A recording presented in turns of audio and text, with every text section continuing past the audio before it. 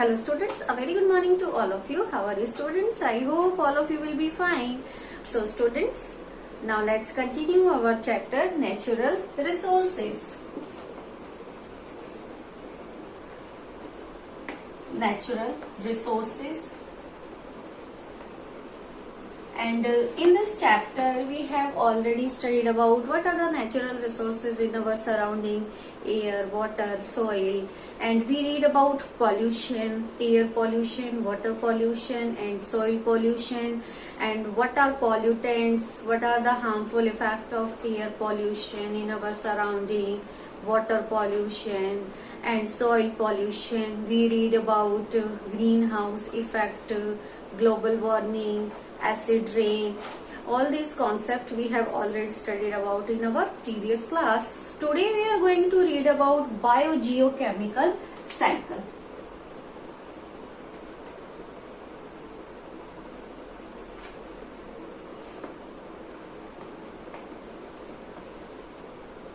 So our today's topic is biogeochemical cycles. So what is biogeochemical cycle? Biogeochemical cycle means the flow of chemical element between biotic and abiotic.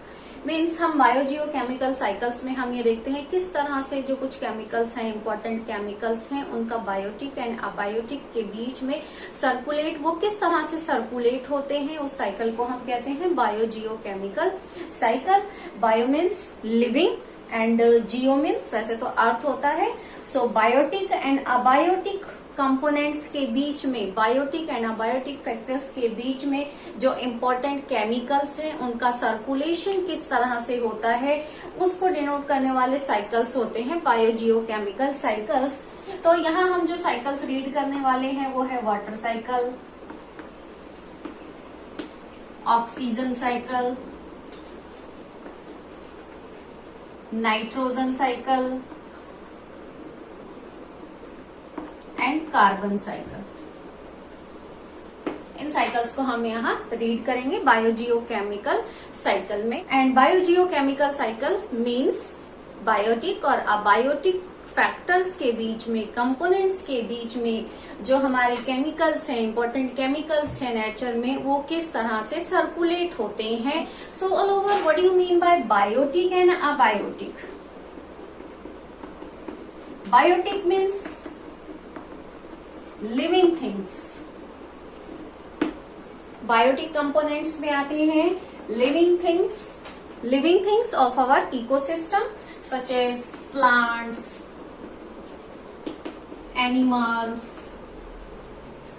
And many other microorganism.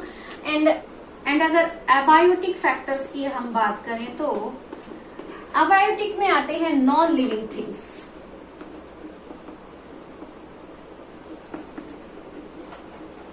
Non-living things of our ecosystem such as temperature, light,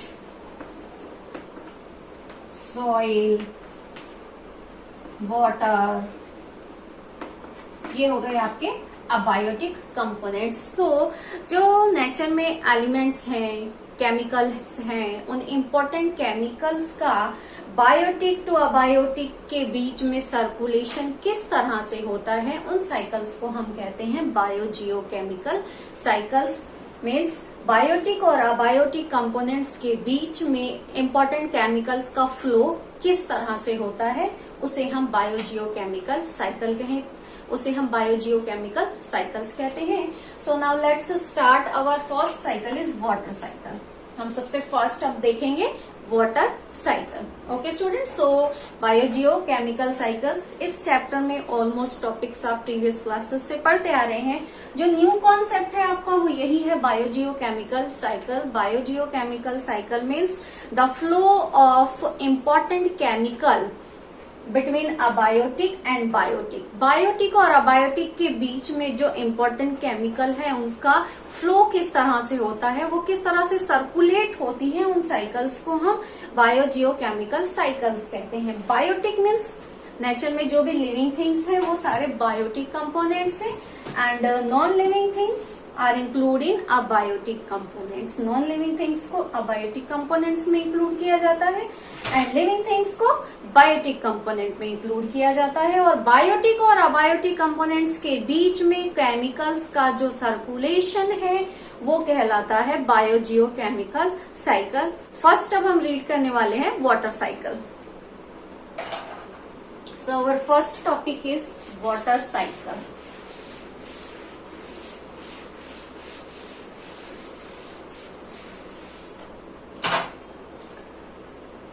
जो water cycle में आपका first topic हम देखेंगे water cycle. Water cycle जो water resources में है water, suppose that ये हो गया surface water. Surface water, water जो है surface water, ground water, underground water कई रिसोर्सेज में जो प्रेजेंट है। सो ये हो गई लैंड, ये हो गए आपके प्लांट्स जो ग्रोथ के लिए वाटर रिसोर्सेज से underground water, ground water use करते हैं। ग्राउंड वाटर, लैंड पे एनिमल्स भी प्रेजेंट हैं। सो सपोज दैट सन के रेडिएशन से, ये हो गया हमारा सन के रेडिएशन से जो सरफेस वाटर है वो वेपर्स फॉर्म में, सन के रेडिएशन से ये वाटर क्या होगा, एब्जॉर्ब होगा और ये वाटर वेपर्स फॉर्म में ऊपर की तरफ आएंगे, जिस प्रोसेस को हम कहेंगे evaporation process, by the process of evaporation. इसी तरह से प्लांट्स से भी वाटर जो है वो वेपर्स फॉर्म में रिलीज होंगे, वाटर वेपर्स एब्जॉर्ब होंगे, वेपर्स जो है वो ऊपर की तरफ आएंगे, जिस प्रोसेस को हम कहेंगे ट्रांसपीरेशन।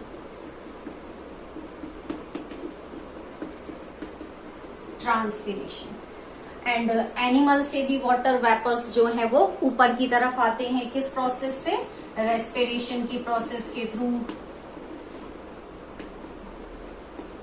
रेस्पिरेशन से वाटर जो है वो वेपर्स फॉर्म में रिलीज होते हैं। तो इस तरह से all over ground water, surface water जो है एवोपोरेशन प्रोसेस से, प्लांट से ट्रांसपीरेशन प्रोसेस से, एनिमल से रेस्पिरेशन प्रोसेस के थ्रू जो वेपर्स ऊपर की तरफ आते हैं, ये वेपर्स क्लाउड्स फॉर्म करते हैं।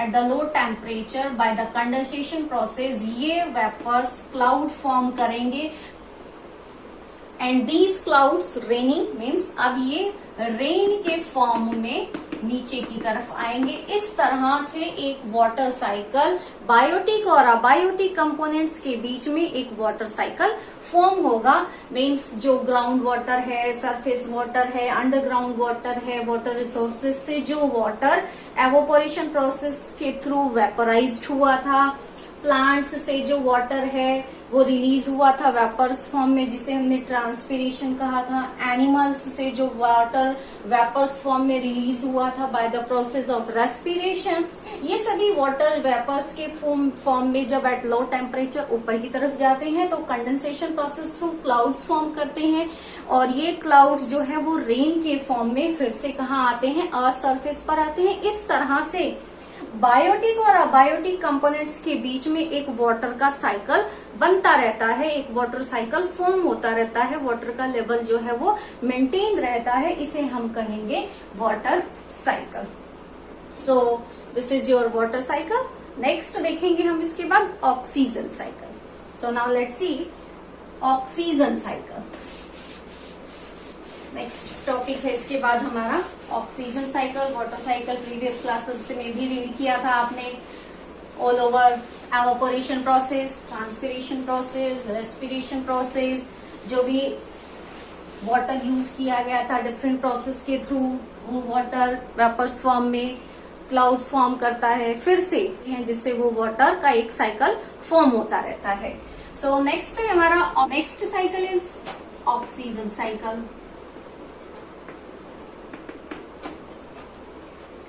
In our atmosphere, the amount of oxygen is about 21%. It is near about 21%. And this oxygen is absorbed by the plants and animals by the process of respiration.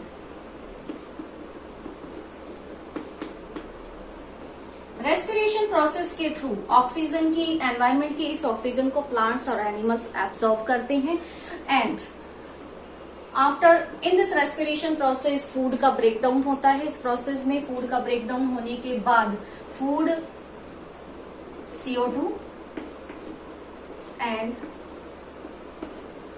H2O release होते हैं और इस carbon dioxide और water को plants use करके food form करते हैं, plants use करते हैं for making their food. Then this process is known as photosynthesis process. This process is known as photosynthesis process, and by this process oxygen is released in the environment और इस process के बाद oxygen environment में release हो जाती है and this process and this cycle is known as oxygen cycle और इस साइकिल को हम कहते हैं oxygen cycle. So now let's see again, ये प्रोसेस ऑक्सीजन साइकिल की प्रोसेस जो है 2 स्टेप्स में इन्वॉल्व होती है। फर्स्ट, एनवायरमेंट की ऑक्सीजन एब्सॉर्ब होती है प्लांट्स एंड एनिमल्स के through in the process of respiration and respiration process में प्लांट्स और एनिमल्स फूड का, इसमें क्या होगा रेस्पिरेशन की रिएक्शन में food C6H12O6 plus oxygen. In this respiration process food जो है वो ब्रेक होके CO2 plus H2O plus energy, CO2 plus H2O। In respiration process में जब फूड का ब्रेकडाउन होता है, फूड ब्रेक होता है तो CO2 और H2O और एनर्जी रिलीज होती है जिसको हम यूज करते हैं। सो फूड के ब्रेकडाउन से इन रेस्पिरेशन रिएक्शन CO2 और H2O फॉर्म होता है। इस कार्बन डाइऑक्साइड और वाटर को प्लांट्स यूज करते हैं for making their food and this process is known as photosynthesis process. And during the photosynthesis process, photosynthesis की रिएक्शन है आपकी जो प्लांट्स ने CO2 और H2O यूज किया है, CO2 प्लस H2O।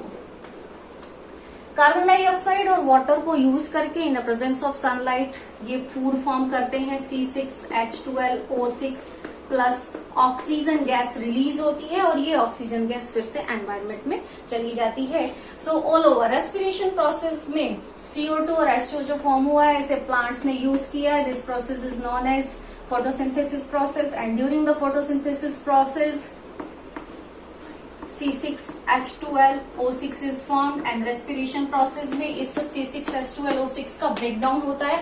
सो ऑल ओवर ये दो प्रोसेस में कन्वर्ट होती है आपकी। एक रेस्पिरेशन की रिएक्शन है ये C6H12O6 प्लस O2, यहाँ क्या फॉर्म हुआ CO2 plus H2O and photosynthesis की रिएक्शन है आपकी CO2 plus H2O and C6H12O6 plus O2।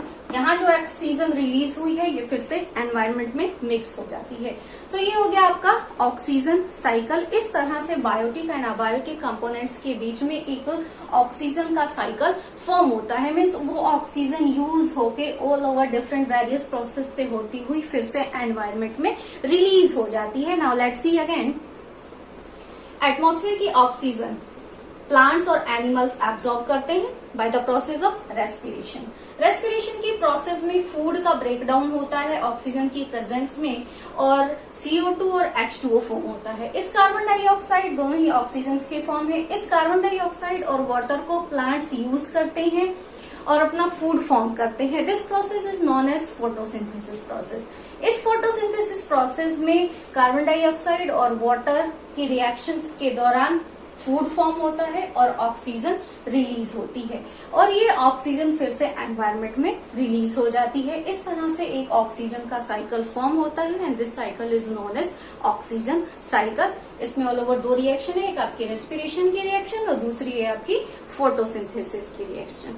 Next class में हम रीड करेंगे nitrogen cycle and carbon cycle. Okay students, now you have to revise these 2 cycles, water cycle and oxygen cycle.